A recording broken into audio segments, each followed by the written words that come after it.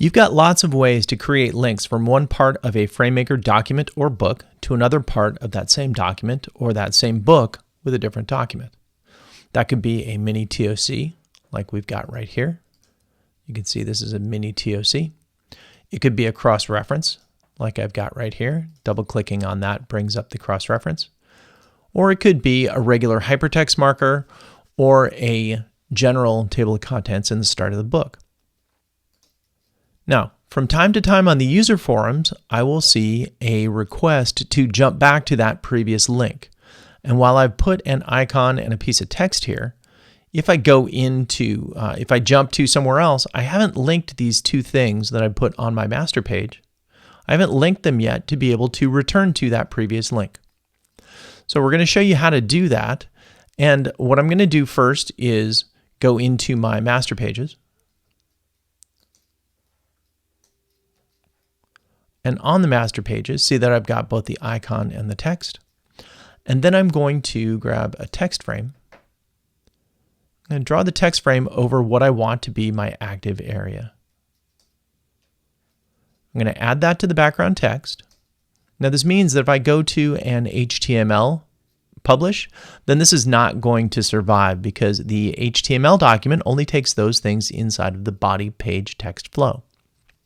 But for PDF, this works well. I've got a text frame. Now I'm going to double click to put my cursor back in there. I'm going to go into my hypertext. So if I go to Insert Hypertext, I'm going to choose a command. The command's simply going to be jump back. And while the syntax is very long, if I just do this previous link option right here and hit create, now I've got a text frame that has just a hypertext marker inside of it. It's kind of obscured right now. There's a bolded T on top of an end of flow symbol. But if you zoom in, you can see that a little bit more clearly. This is going to work, this marker right here, because it is the only thing in the text frame. It is going to treat this text frame, what I have selected right here, as the active area. If there were text inside of this frame, then only the paragraph would be the active area. And if some part of that paragraph had a character tag applied to it, then it would be limited, and the marker was part of the character tag, then the active area would be limited to the character tag area. But for now, just remember a blank text frame containing only a marker gives me a big square target area for my jump back or my return to previous link. Zooming back to look at all of my master pages, you can see that the left and the right pages don't have that, that collection of information. So I'm going to select just those three things. I'm going to hit copy, click on my left page, hit paste, click on my right page, hit paste. Now it should be on all of the existing pages, the existing master pages. Going back to my body pages, you can see that I've got my previous link information sitting right there. I'm going to go back up to a reasonable size. And now I'm going to test this out. Actually, I want to view a little bit lower. Maybe we'll go down to 100. We don't really need to read this text. And so now I'm going to go with my TOC. I'm going to go to my vehicle structure. So I'm going to do a Control-Alt-Click on vehicle structure. Jumps me right to the place that I want to be. I can now go to my return to previous link, Control-Alt-Click, and it takes me back to the general description cover page. Trying the same thing with a cross-reference, Control-Alt-Click to go to Overview. There's my overview within FrameMaker, Control-Alt-Click, return to link, and that goes back to page 1. So that works well inside of FrameMaker. Again, this won't work in HTML because it's outside of the text flow.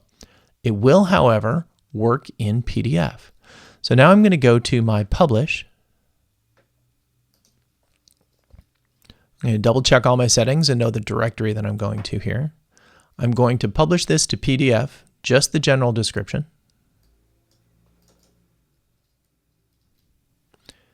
I'm going to view the output. And within PDF, If I go to my vehicle structure, it takes me to 1.3 vehicle structure. The link at the bottom, return to previous link, takes me back to the general description. If I go to overview, I go to previous link. If I do a page down, it takes me back. If I do a page down twice, say 4 times, get here, return to previous link, goes link by link back to where I was originally.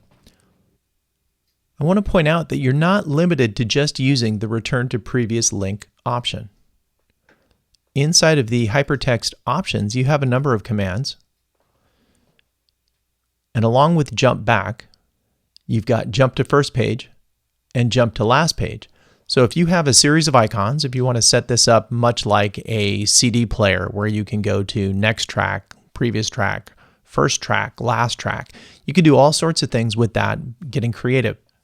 I happen to use, for this icon right here, I used the Font Awesome icons, and those are free things that you can download at fontawesome.com.